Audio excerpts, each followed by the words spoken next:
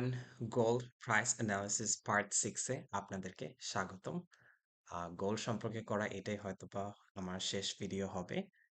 Because এই ধরনের educational ভিডিওতে খুব বেশি রেসপন্স পাই না। কিছু মানুষের রিকোয়েস্টে আসলে এই ধরনের ভিডিওগুলো আমি করি। ভিডিওগুলো আমার ফেসবুক পেজে আছে এবং ইউটিউবেও আছে। এই যে পার্ট 1, 2, 3, 4, 5 আর আজকে করবো পার্ট 6। অক্টোবর মাসের শুরু থেকে আমি এরকম ভিডিও আপলোড করতাম, গোল্ডের প্রাইস প্রেডিকশন করতাম। আম, মাঝে মাঝে সপ্তাহে একটা করে ভিডিও দিতাম, মাঝে মাঝে 2 সপ্তাহে একটা। সো কি অবস্থা গোল্ড প্রাইসের?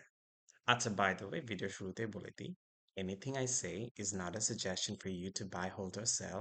আমার কথায় আপনি কোনো কিছু কিনবেনও না, বিক্রিও করবেন না।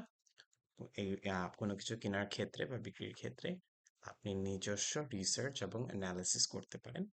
আমি হচ্ছে ভিডিওটা জাস্ট এডুকেশনাল পারপাসে করছি, অর্থাৎ কোনো কিছু শিক্ষার উদ্দেশ্যে, শিখানোর উদ্দেশ্যে করছি আর কি। হ্যাঁ, সো গোল্ডের কি অবস্থা? গোল্ড প্রাইসের এই বছরে, এই আপনি দেখেন প্রথম বছরের শুরুতে এখান থেকে শুরু হয়েছে। অবভিয়াসলি এর আগের বছরেও ভালো মুভ করছে, বাট আমি এই বছরের কথা বলছি। এই বছর এখান থেকে স্টার্ট হয়েছে এবং বছর শেষে প্রায় 70% গেইন করছে প্রাইস। হ্যাঁ, হিউজ প্রফিট।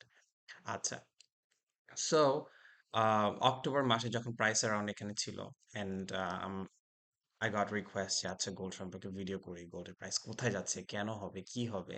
তো তখন হচ্ছে যে আমি ভিডিও করলাম, and তখন আমি আপনাকে যেটা বললাম, বাই দ্য ওয়ে, আমার করা প্রতিটা ভিডিওতে যে প্রেডিকশন করেছি আপনি কিন্তু দেখবেন যে অ্যাকুরেটলি কারেক্ট হয়েছে।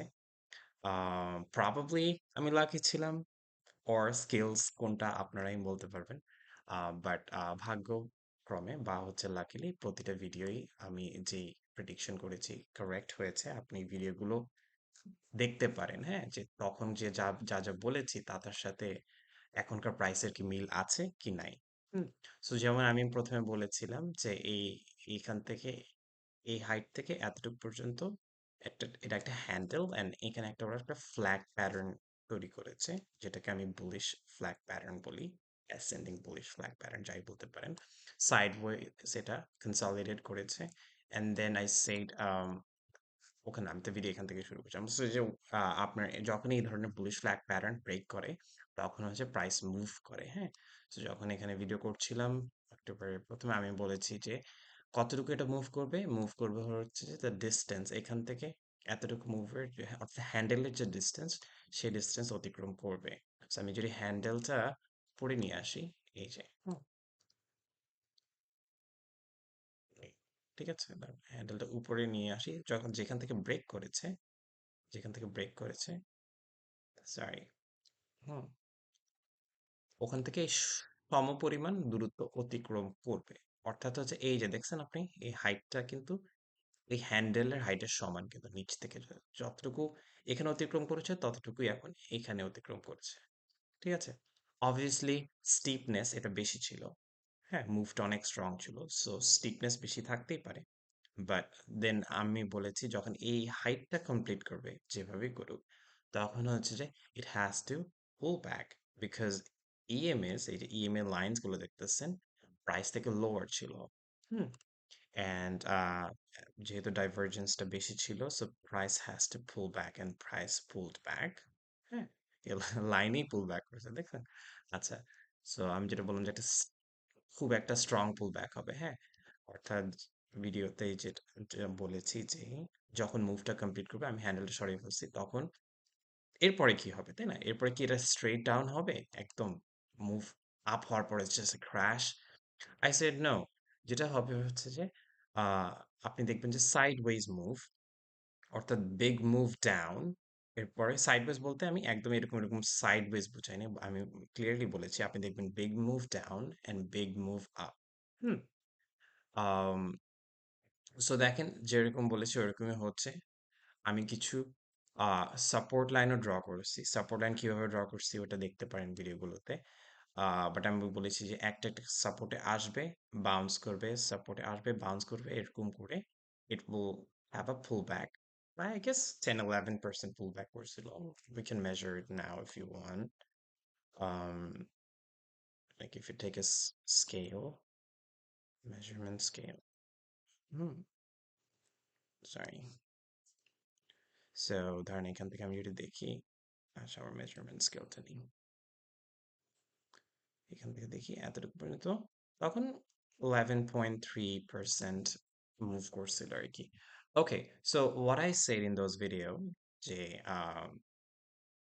যদিও আমার সাজেশন কারো শোনা উচিত না, বাট তারপরও আমি বলেছি যে নভেম্বর বা ডিসেম্বর মাসে যাদের বিয়ে, তাদের উচিত এখানে আসলে গোল্ডটা কিনে ফেলা, বিকজ হচ্ছে যে এরপরে প্রাইস আবার মুভ হবে। হ্যাঁ, আমার ফ্যামিলিকেও আমি সাজেস্ট করছিলাম, আমার ফ্যামিলিকে আমি এক্স্যাক্টলি এই দিনে আমি সাজেস্ট করছি যে নেক্সট ডেতে কিনো গোল্ড। হ্যাঁ, so we bought our gold, but I am just saying, এই যে তারপরে বলেছি যে যে আপনার এই পুরো মুভটা কিন্তু আসলে কুইক হবে না। হ্যাঁ, কয়েক সপ্তাহ বা মাসও লেগে যেতে পারে। হুম।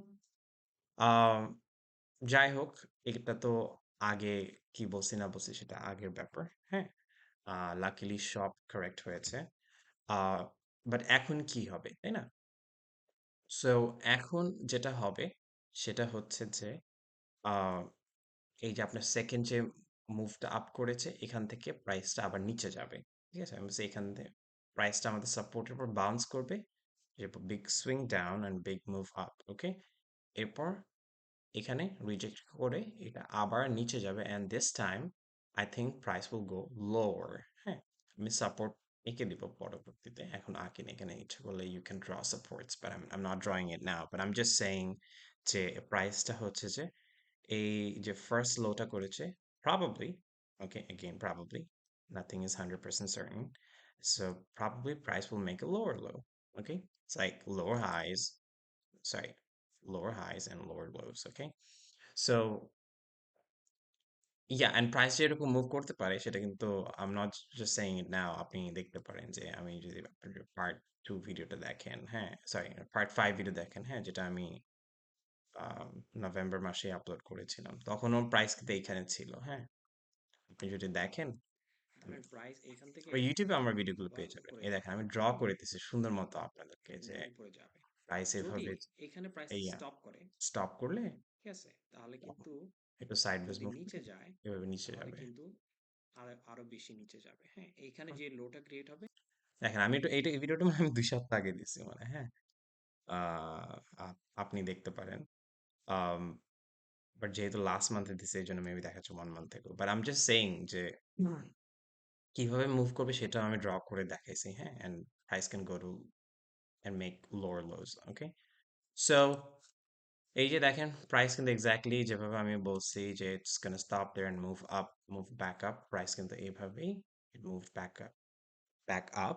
আর হচ্ছে যে আপনার যেহেতু এটা প্রাইস মুভমেন্ট গুলো একদম স্ট্রেট হবে না, অলওয়েজ লাইক এরকম ভলেটাইল হয়। হ্যাঁ, সো ওভাবে প্রাইসটা মুভ করছে এবং ওভাবেই ভেঙে ভেঙে প্রাইসটা ডাউন করতে পারে। There you go. So, I mean, আপনারা যারা জানুয়ারিতে বা ফেব্রুয়ারিতে বিয়ে, তারা হয়তো বা আরো একটা লো প্রাইস পাবেন। Um, it takes time, okay? এটা কিন্তু একদম স্ট্রেট খুব ফাস্ট যাবে না, খুব বিকজ হচ্ছে যে আপনার এই টাইমটাতে মুভমেন্টটা ফাস্ট ছিল, বিকজ হচ্ছে একটা মেজর রেজিস্ট্যান্স ব্রেক করেছিল। হ্যাঁ, তখন momentum was very quick. Okay, but এখন হচ্ছে যে we're in a volatile period, so এখানে আপনি দেখবেন যে আপনার there will be high volatility and আপনার খুব সময় নিয়ে প্রাইসটা মুভ করবে আর কি। হ্যাঁ, অলরাইট, আর নিচে আমরা এখানে ভলিউম দেখতে পাচ্ছি। এখানে আজকে আপনাদের জন্য আরএসআই ওপেন করেছি। আরএসআই তে আপনি দেখতে পারবেন যে it was 70, যখনই 70-র উপরে প্রাইস থাকে ইটস কনসিডার্ড অ্যাজ ওভারবট। আপনি দেখেন অনেক দিন ওভারবট সিচুয়েশনে ছিল, and then when from an overbought situation এটা 70 নিচে চলে যায়, তখন হচ্ছে যে it's kind like a sales signal. আপনি এখানে দেখতে পারেন যে price is still moving higher but momentum is slowing down. It's also an indication যে uh, it's like a sell signal যে, I mean come on, it's gonna go down, but again আপনার এইরকম যখন consolidate করবে অনেক মাস, হ্যাঁ, ultimately gold is bullish. That means in future, obviously, after consolidation, gold আবার উপরে যাবে, but that's a separate thing. আমরা just আপাতত short term trend আলোচনা করছি। um that's it. খুব বেশি আলোচনা করব না এবং খুব বেশি গোল নিয়ে ভিডিও করব না। যেহেতু এটা ফাইন্যান্সিয়াল বা এডুকেশনাল চ্যানেল না, দ্যাটস ওয়াই।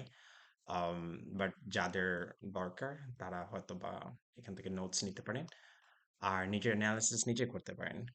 আর যদি আপনার কোয়েশ্চেন থাকে যে আমি কি গোল্ড বিজনেস করি নাকি আমি গোল্ড প্রাইস সম্পর্কে কিভাবে জানি, নো, আমি গোল্ড বিজনেস করি না, আমি গোল্ড কিনিও না, বাট আমি স্টক মার্কেটে আমার কাজ, হ্যাঁ, স্টক মার্কেট রিলেটেড কাজ করি। এবং আপনারা জানেন স্টক মার্কেটে পোর্টফোলিও ম্যানেজার্সরা ওরা হচ্ছে যে পোর্টফোলিও ম্যানেজ করে, অর্থাৎ হচ্ছে একটা ইনভেস্টমেন্ট ফান্ড ম্যানেজ করে। সো একটা ইনভেস্টমেন্ট ফান্ড ম্যানেজ করতে হলে আপনার ওই টাকাটা ডিফারেন্ট অ্যাসেট ক্লাসে দিতে হয়। হুম, সো ডিফারেন্ট অ্যাসেট ক্লাস কি, যেমন হচ্ছে যে আপনার স্টকস, যেটার নাম একুইটি।